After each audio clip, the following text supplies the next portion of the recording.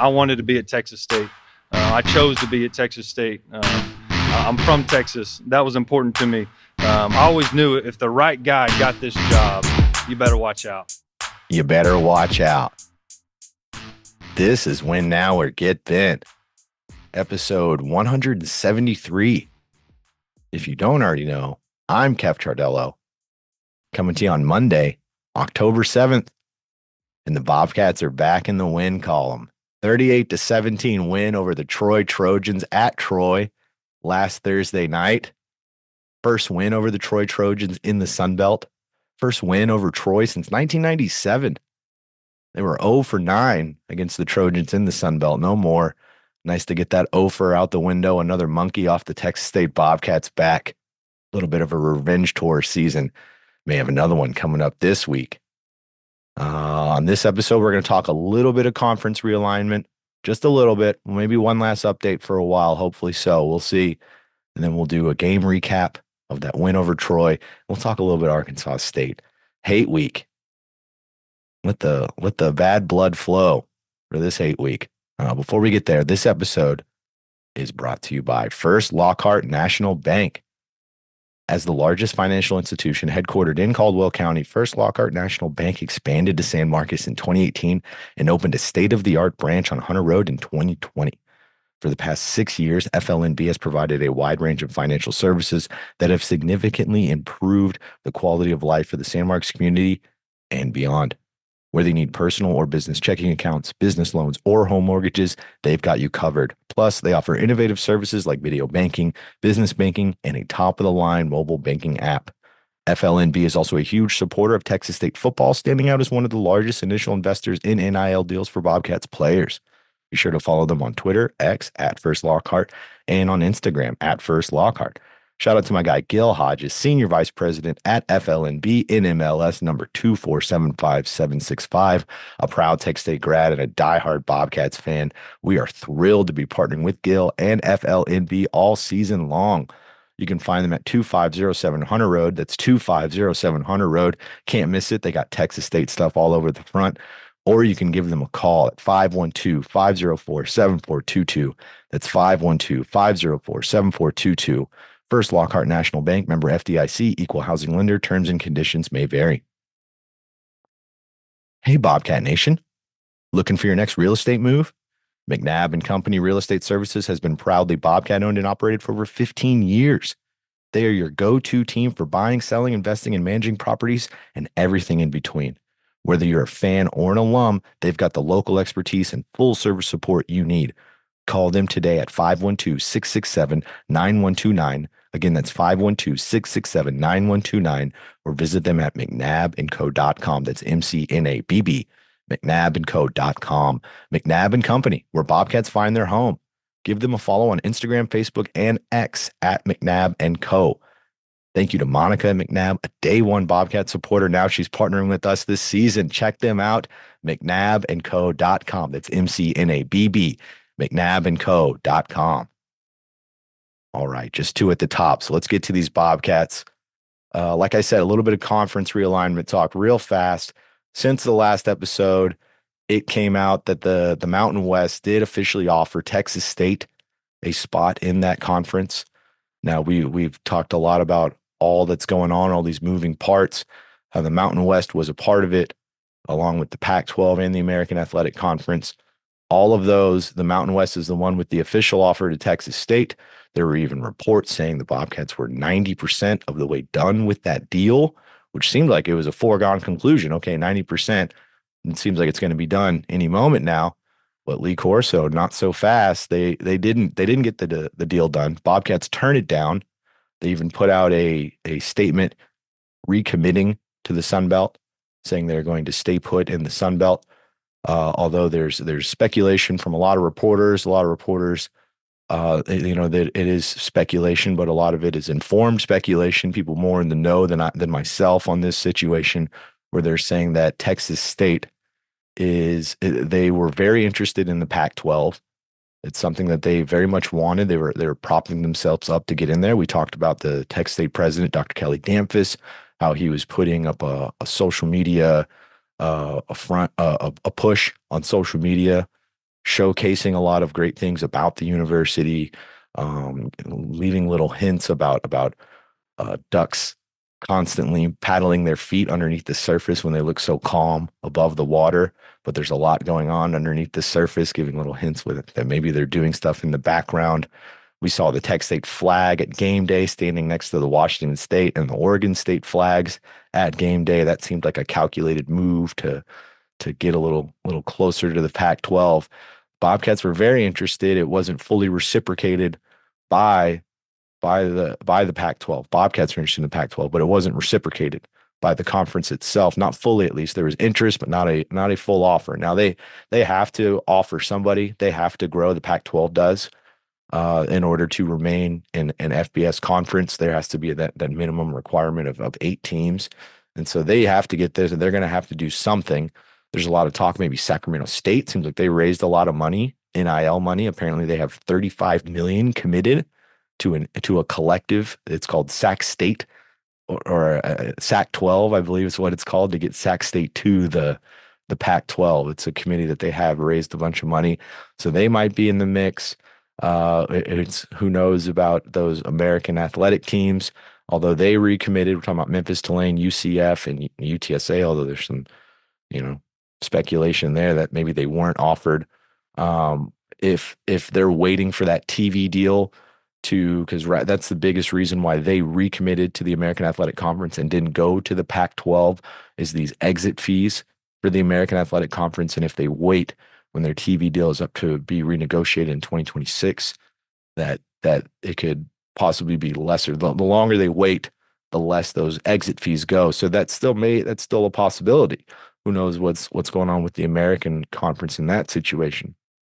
So if that were to happen, that would be Texas State's path into the American. If the Pac-12 doesn't ever materialize, doesn't ever turn into an offer, then and the hopes would be that a team from the American Athletic, they would move to the Pac-12, which would create an opening there, and the Bobcats could move in there. That would take some time. Obviously, none of that's going to happen during the season. UTEP joined the Mountain West. It seems like that was the Mountain West move when Texas State bowed out. They went and got another Texas team.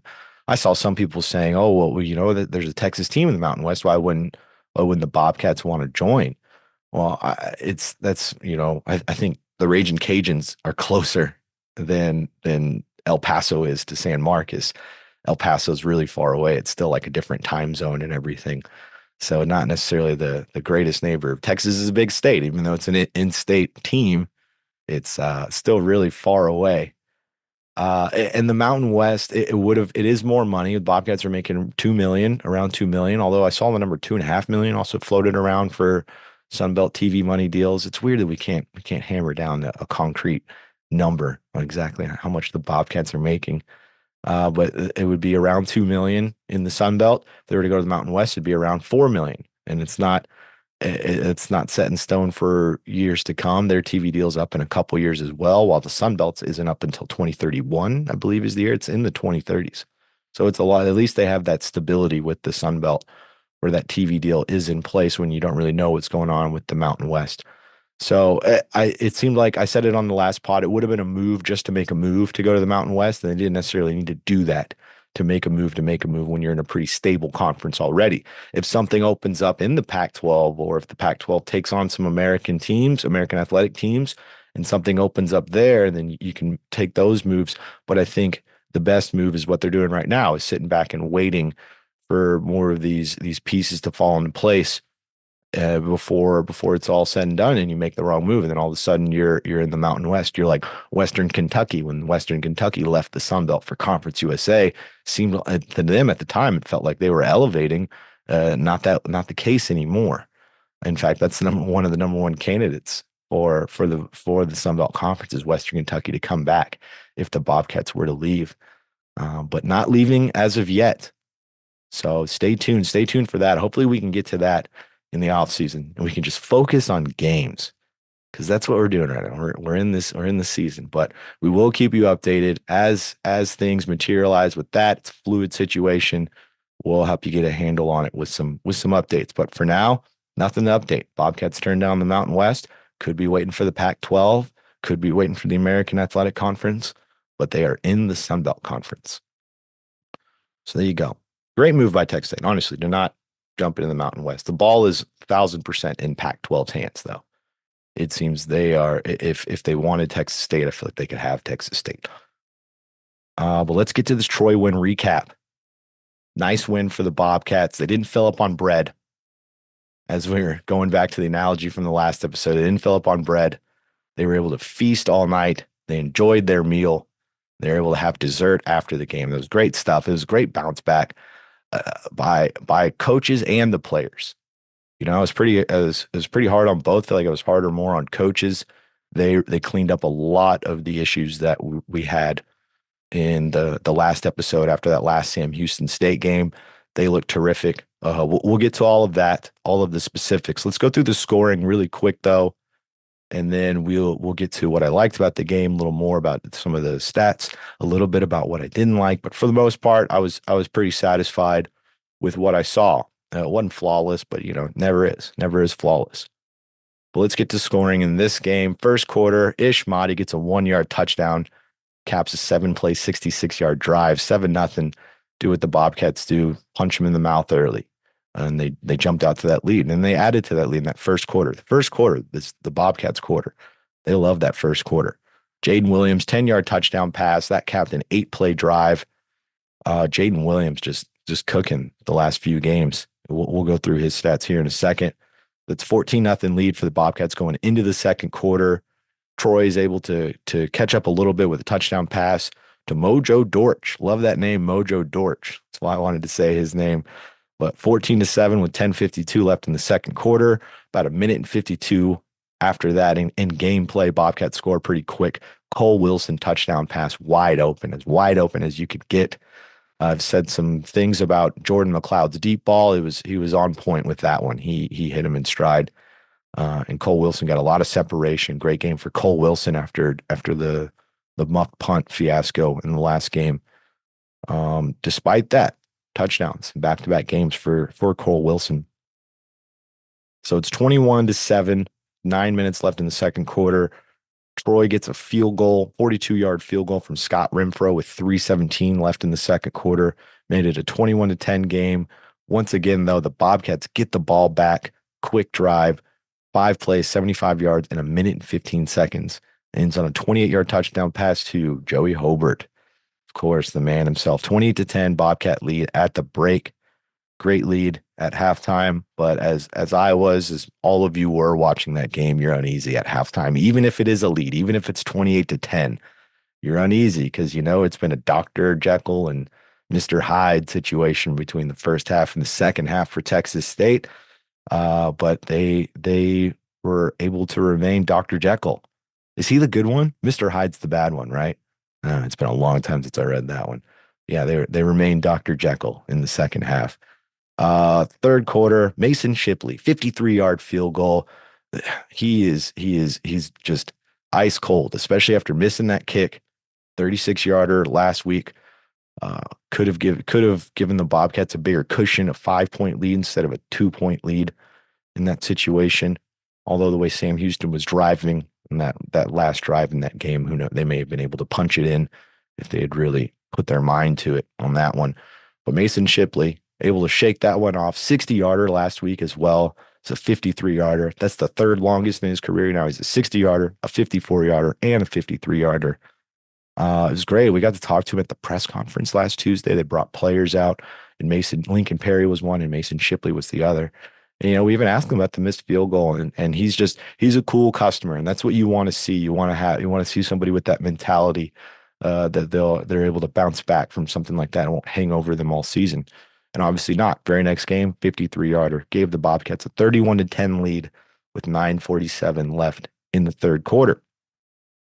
And then my favorite play of the game in the third quarter, favorite offensive play. I'll say there, I didn't even get to the because we're just doing scoring, but there was 2 forced fumbles in the first half that were pretty fantastic. I like to see that on defense. My favorite offensive play, Jordan McLeod, 42-yard touchdown run. I loved it. They did a deal. I think it was Torrance Burgess at running back. They put him out wide at receiver, and then they had him run. They had a motion back towards the line of scrimmage. Right when he gets to the line, they snap the ball. McLeod looked like he was going to hand it off to him. He keeps it. He tucks it. He runs it 42-yard touchdown for McLeod. I love to see that. Yet we haven't seen.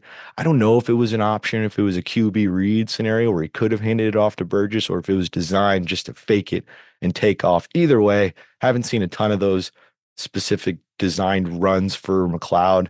And I love it when they do that and he takes off and he can get a 42-yard touchdown because he is an athlete, that's for sure. Not the best deep ball, as I said, but that's really like my one big criticism. Everything else, decision making, sharp throws from 10, 15, intermediate yard throws, they're sharp. And when he runs, he takes off. He runs like a deer. Troy was able to get another score, 19-yard pass from Tucker Gilcrease to Devontae Ross in the third quarter, 38-17. But that's where the scoring stopped. That was 3:28 left in the third quarter. The Bobcats, they did something that they hadn't done a whole lot of, and that is just control the clock. They got the ball back with 5:52 left in the game. They were able to run the clock down all the way to 29 seconds. A little bit of an ill-advised play with 29 seconds left. Could have kneeled it out, could have ended the game. Jordan McLeod went for one more touchdown. I don't know if that was a design. Jordan McLeod wanted the extra stats, if that was the actual play call just to get the scoring up. I don't know what that was, but they got taxed for it with an interception to end that game. Up until that point, they were doing a great job of controlling the ball, controlling the clock, and preserving a lead, which is what they need to do. They preserved the lead and they made the right decisions in the second half to preserve that lead. So let's go through it.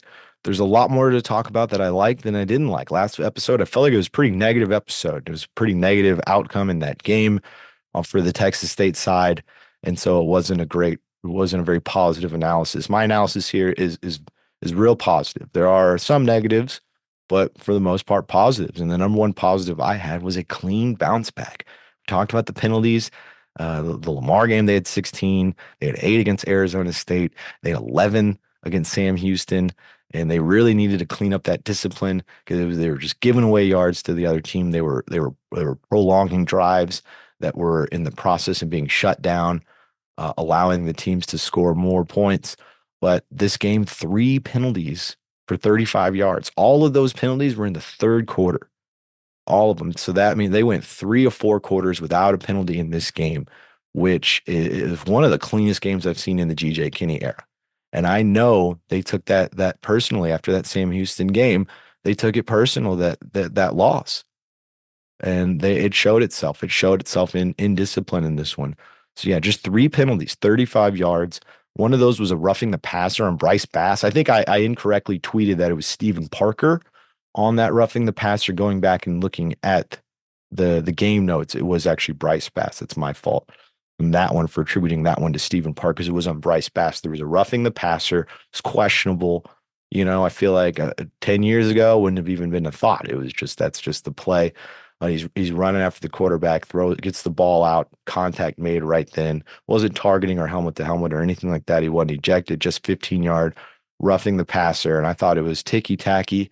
But what I did notice was Bass come off the field right afterwards, and I feel can't speak to what the reason was he came off the field, but for me that I saw accountability for that one, where it was the coaching staff saying we got to clean this up, we can't have that, and if it does happen, you got to come off the field. And I feel like that's what you saw with Bryce Bass, and then Jolazin Landry comes in for Bass and goes and gets a sack on that drive. Granted, that sack ended with a touchdown for Sam Houston State. But Landry came in and played well. Landry had a great game. We'll get to him here in a little bit. But I liked to see that, where there was that 150. That was the 115-yard penalty of the game after we saw a handful of them against Sam Houston State. After we've seen a number of them this season, there was one. And after it happened, it seemed like there was some accountability, and he came off the field. Maybe it was also his time in the rotation to come off the field. I don't know. But to me, that looked like these coaches were really preaching discipline, and you saw it on the field. No penalties in that first half. That first half was great. The other 2 penalties, you had a defensive holding on Cam Pearson. It was after a Ryan Nolan interception, which negated the interception. That one kind of stung a little bit. Defensive holding, though, who knows? It's questionable because it wasn't even on the return. We're talking about a defensive lineman. I don't know about that one. I'd have to see it. Maybe he was pulling a lineman, make a hole for someone who's blitzing. These guys, they blitz a lot.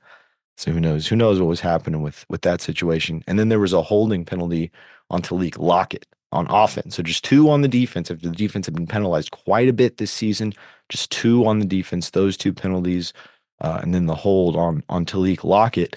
And right after that penalty, about 5 plays later, is that 42-yard touchdown run we were talking about earlier by Jordan McLeod. So these penalties, they didn't even the three that they had, it didn't negatively impact the game, like we saw against Sam Houston. Even Josh Eaton, we talked about Josh Eaton, where he had a bad one against Sam Houston State, a bad penalty after the play, getting a little extracurriculars after a nice play on 3rd and goal. He had another play where I believe it was 3rd down as well, where he had a pass breakup, and it was a really nice pass break. It was a great play. They would have had a 1st down, would have kept their drive alive. And it seemed like this is where Josh Eaton, he's going to celebrate. That's what he does. He gets loud. It's how he hypes himself up. There's times when I like it. There's times where it gets him in trouble when I don't like it. But there's other times where I love the energy. I love the aggression.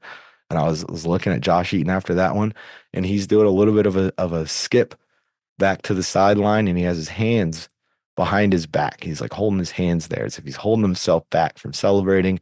Doesn't want to get another penalty. I appreciated that from Josh Eaton. It was one of the first times I've seen him do that. To be more reserved, keep it within the whistle, And when he does that, he's one of the best out there. James Neal forced a fumble. He had that bad targeting call last week. It's a great redemption. Cole Wilson with the big touchdown we were talking about after the muffed punts. It's great redemption after some bad play on Saturday. Did a much better job. Players and coaches on that one. Time of possession as well. Bobcats won that 31 minutes and 27 seconds to 28 minutes and 33 seconds. It's obviously they didn't dominate time of possession, but especially ending the game the way they did, that goes a long way. This team, when it's a very quick paced offense, and they'll put up the points. Sometimes they'll score too quick and they don't milk a lot of time off the clock. This time they were doing more of that. They were using their stable of running backs more so, and really running the ball and committing to running the ball. And I didn't even check that if it was closer to that 50-50 split passing to throwing. It felt like it was in this one. They were just in a lot more control, because even that Sam Houston game, they had the lead, but they weren't in control. This one, they had the lead and they were in control.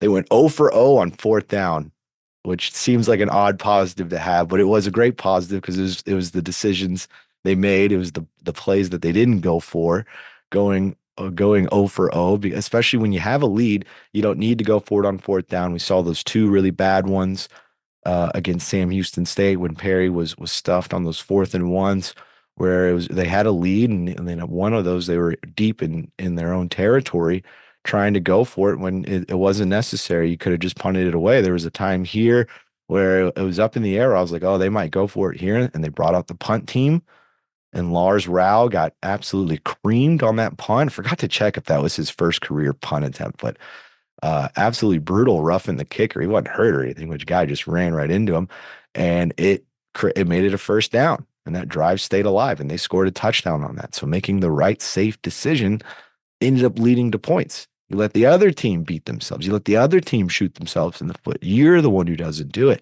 Let them do it. That's what happened on Saturday. And so I really like that 0 for 0 on 4th down. And I will say, this doesn't need to be a don't ever go for it on 4th down. Definitely go for it sometimes, especially if you're trailing and you need to get that momentum back and get back into the game. When they had a lead the way they did, no need to go for it on 4th down, and they didn't. So that was good. I know it's probably killing them. It's killing them. They want it.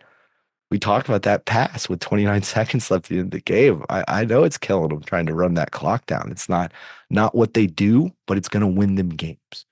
That's for sure. It's not what they like to do, I should say, but it should be what they do. The 53-yarder by Shipley was great. Another reason you don't need to go for it. You have a kicker who's nails. you get past the 50 and you're getting close to field goal range.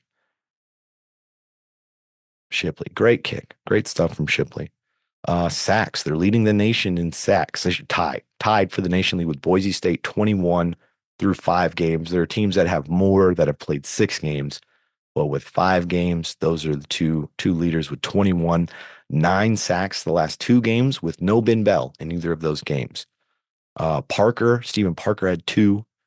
Landry had 2.5. Alexander had 1.5. Khalil Alexander, shout out to Khalil Alexander. 11 TFLs this game, another game with double-digit tackles for a loss. Just ferocious and sound defense because we didn't see any of these lining up in the neutral zone. We didn't see roughing. We didn't see any of these penalties that messed them up.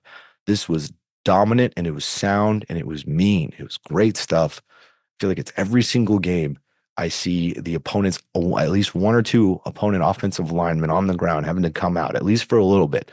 These defensive linemen are aggressive, and they really put it to the other team's offensive line. I would not want to be going up against these guys.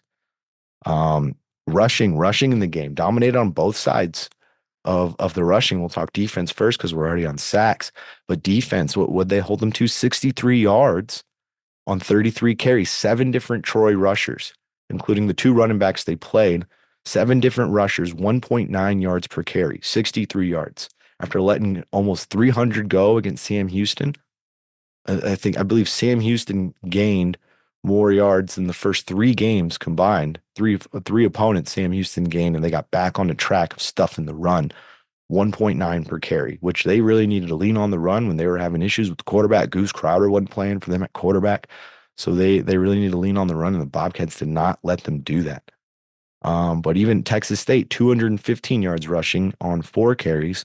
I don't know why I didn't put the individual stats for the running backs here, but here I got it right here. Yeah, we had Torrance Burgess leading the way yards wise, but 12 carries, 85 yards. He did have a fumble.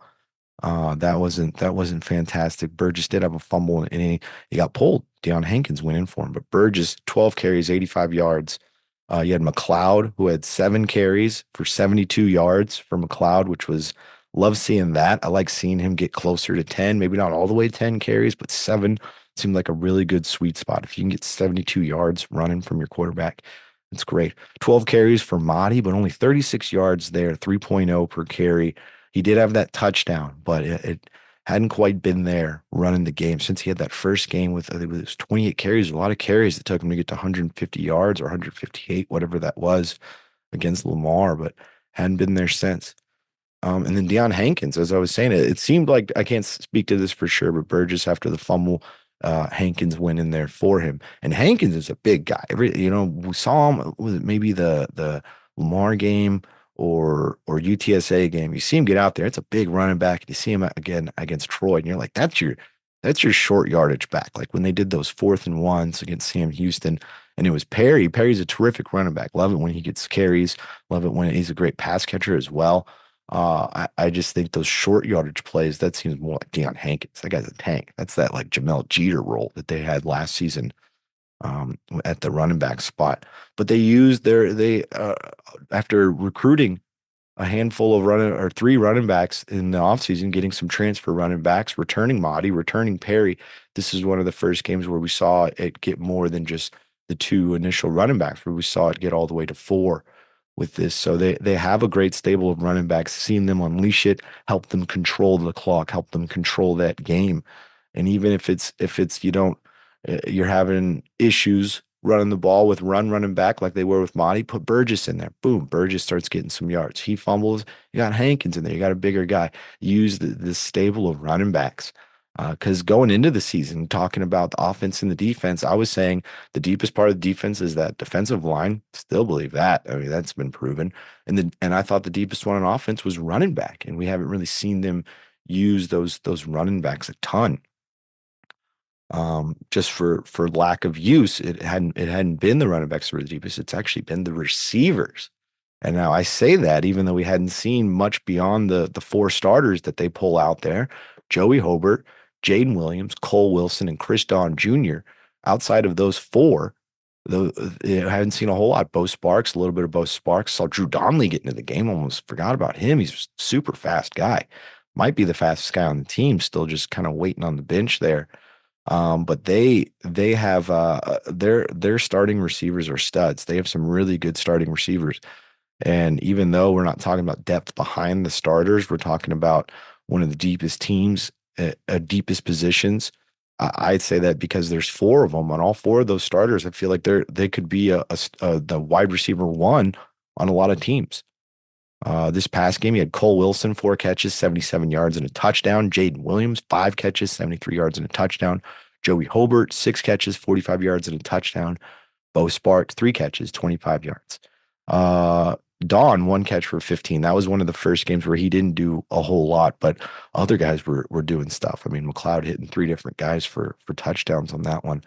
I just that one gave me a lot of confidence whenever I was saying like we just hadn't seen a lot of the backup wide receivers.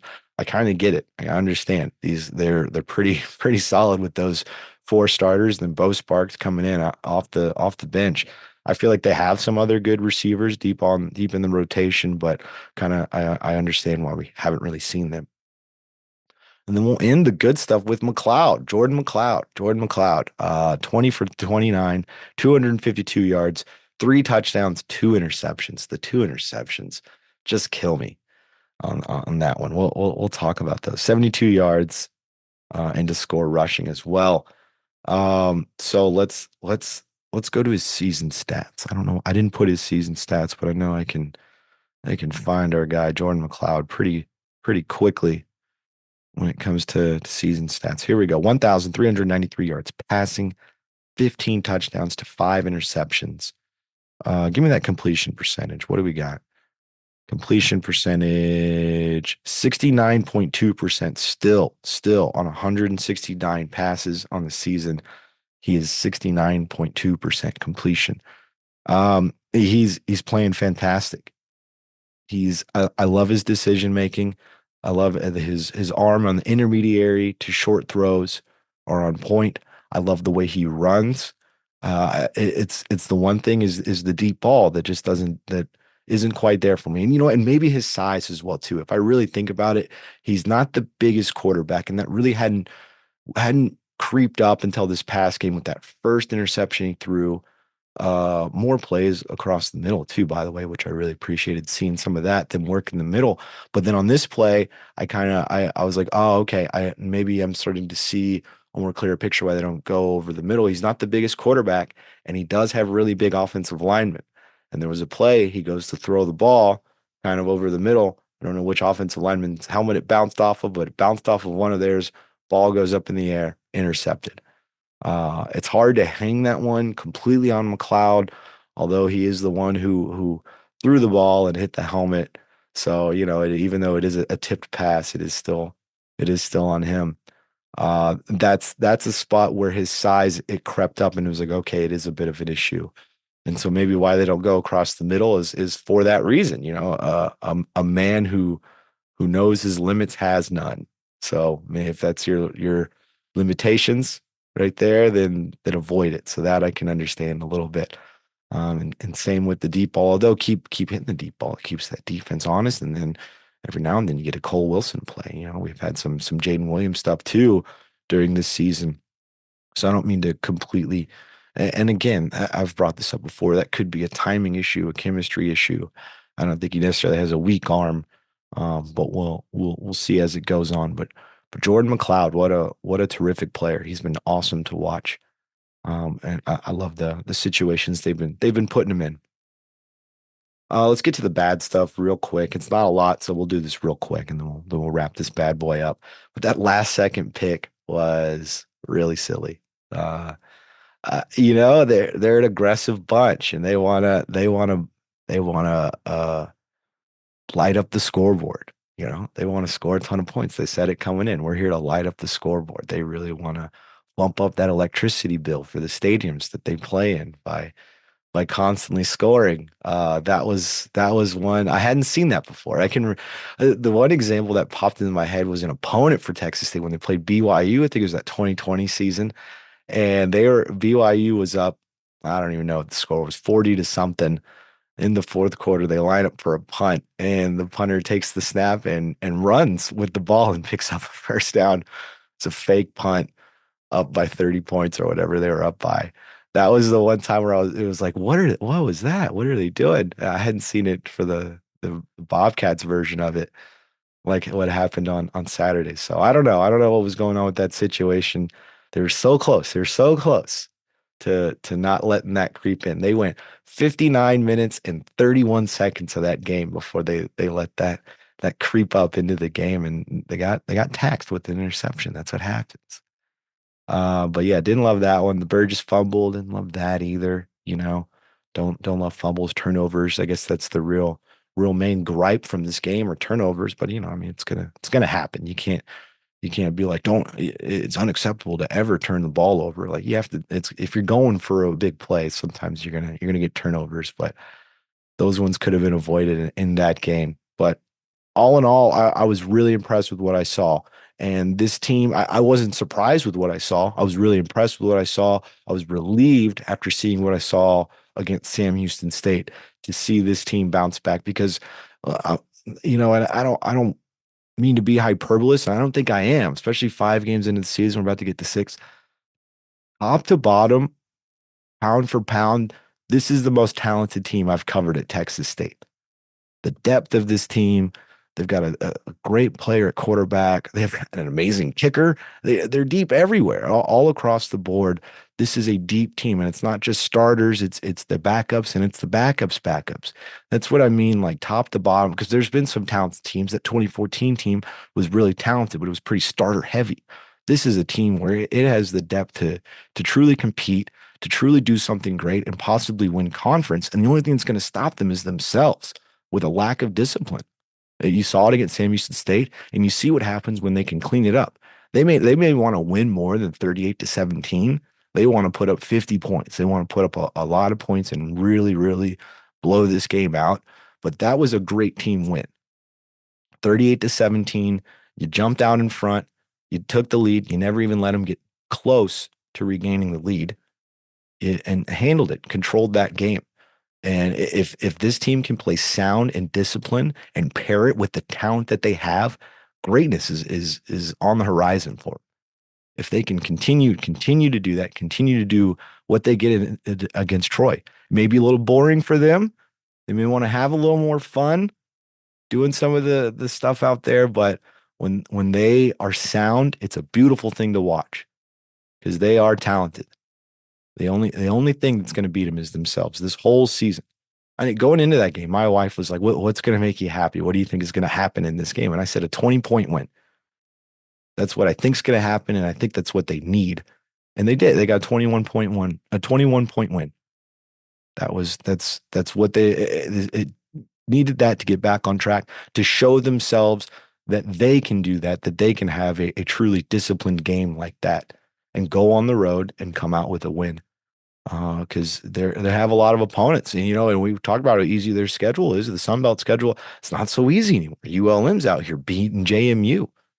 They've got some good teams coming up. Shoot, this week, Arkansas State, they just beat South Alabama. That was a good game. I thought that was going to be a lot more high scoring than it was. But they're going up against the quarterback that can move. Texas State hasn't necessarily done great against quarterbacks that can move. Jalen Raynor for Arkansas State, he can do it.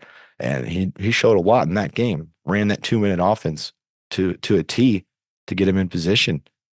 So it's not going to be easy. So they're going to have to be sound. But even saying all of this, talking about all these teams, how they're better than was anticipated, Texas State is still better. Talent-wise, Texas State is better than these teams. And if they can stay sound, disciplined, it's going to be a fun season. Because Thursday's fine. It may not I'm sure they want much more points. They want to win by more than 21 points. But that was fun for me because it was 1 quarter, 2 quarter, 3 quarter, 4 quarter, all the way through. Full course meal. It's good stuff. It's different. And I ended the last pod being like, there's difference. That quote from Sam Houston. There's a difference between building a roster and building a program. And it starts with that type of culture, that culture of discipline. That's where you start building your program, where you've got the talent, and now you're you've got them in the right direction as well. Build the culture and the roster. But it's great stuff. Arkansas State this week. I've talked a lot. We're going to do a preview. We're going to have another guest this week. Didn't have a guest on the last preview with the short week. But we'll have a good guest for this one coming up. Arkansas State. If you need any motivation for the hate, 77 points last year. That's what Arkansas State did Texas State. So it's 77-31. Man, if you that should be enough motivation. This team, a conference opponent, not some P4 opponent. The Bobcats aren't some FCS team. This was Sunbelt on Sunbelt crime. So hopefully they get up for that one. 4-7 all time in the series against Arkansas State. A little bit closer than some of these other ones. So I don't know. I think that's a natural rivalry, especially if the Bobcats end up staying in the Sun Belt. We need to get that Arkansas State rivalry going. State hate. All right, but this episode was brought to you by TGC LLC, the GalindoCollective.com. That's GALINDO, GalindoCollective.com. A team of professional consultants dedicated to helping others realize their business potential through people, planning, and practice. Their services cover a wide range of areas such as business strategy, marketing, human resources, and financial planning. If you own property or a business and want to maximize its profitability, contact TGC at thegalindocollective.com and follow their social media platforms on Twitter at TGC_LLC and on Instagram and Facebook. Shout out to my guy, Rick Galindo, a true Texas State sicko, a Texas State grad. He's been with us since last season, all through this season, and he's even helping us get some of you to the game with our TGC ticket giveaway. The Bobcats are back home this week. Arkansas State, October 12th, 6 p.m. We'll be giving away some tickets. Stay frosty. Stay ready for that one. We'll be doing our ticket giveaway. Make sure you pre-subscribe to our YouTube channel, youtube.com/WinNowOrGetBent, because that's how you qualify for the contest. That's at least a piece of it. So get in there. Shout out to Rick Galindo again, TGC LLC, the GalindoCollective.com. That's GALINDO, GalindoCollective.com. And one more for our guys at Chilzey, CHILZEY.com, Chilzey.com. You can get custom tumblers, custom koozies. If you're watching on the YouTube channel, Win Now or Get Bent on YouTube, you can see me holding up this tumbler in these koozies. These tumblers right here, you can get any custom logo you want. You can see the Win Now or Get Bent logo on this one. Any logo you want to put on there. If you order 6 or more of these bad boys, punch in Bobcats at your checkout. They are only $15 a piece, which is a great deal. Those will keep your drinks nice and cool. And we also have the koozies. I threw a different color one in there for this one. Hadn't seen this color one. They have all kinds of custom koozies. You can get white, you can get black, you can get funky colored, whatever logo you want to put on there. They've got you covered with these koozies. If you're going to the home games, hit me up. We'll be passing out these koozies, some of these great black koozies right here. Come find, we'll be giving them away. Shout out to my guy, Dennis Redding over at Chilzey, a true Texas State sicko, a Texas State grad. Shout out to his son, Bryson, a future Texas State grad. They've been with us since last year, helping us pass out these koozies to all of y'all. So hit them up, Chilzey.com, CHILLZEY.com. Check out our Patreon page, patreon.com/WinNowOrGetBent. Check out our merch site, WNOGB.com. I've got the great sicko sweater on right here. It's getting a little chilly outside. If you're watching our YouTube channel, Win Now or Get Bent, you can see me holding up that sicko logo. Go check us out, WNOGB.com. Like, subscribe on our channels, all our channels, Apple, Spotify, YouTube, any of those. Get in there and just start getting active. It's always good for us when we get that happening. You can even sign up some of your friends, whatever you got to do to help us grow these numbers. Greatly appreciate all you sickos. Check out our Twitter page at Win Now or Get Bent on Twitter, on Instagram at WNOGB. Thank you to First Lockhart National Bank. Thank you to McNabb. Thank you to TGC LLC, and thank you to Chilzey.com for sponsoring the pod. Shout out to the Wizard, Zachary Webb, for making every episode look good and putting out those awesome cinematic recaps. Go check those out. We don't have one for the Troy games on the road. We weren't there. We'll be there for the Arkansas State game. We'll have a good one for you there. But go check out the Sam Houston one. It's still a really good one. Awesome atmosphere, NRG. I know the Wizard. He is a Houston Texans fan, so I know he appreciated that one just a little bit more. That whole video. Shout out to our great intern, Reese Largent, as well. Check out the Patreon page. Lots of good stuff coming from him. And thank you to you sickos for always tuning in, keeping us going. We're growing. We're having a banner year over here at the pod. We keep getting better and better every year as far as numbers and our growth and what we're trying to do. And that's all because of you. It's all because you tune in and keep supporting us. Can't thank you enough for all of you out there for continuing supporting the pod. We would be nothing without you sickos. Absolutely nothing. All right, everybody. Thanks for tuning in. Win now or get bent.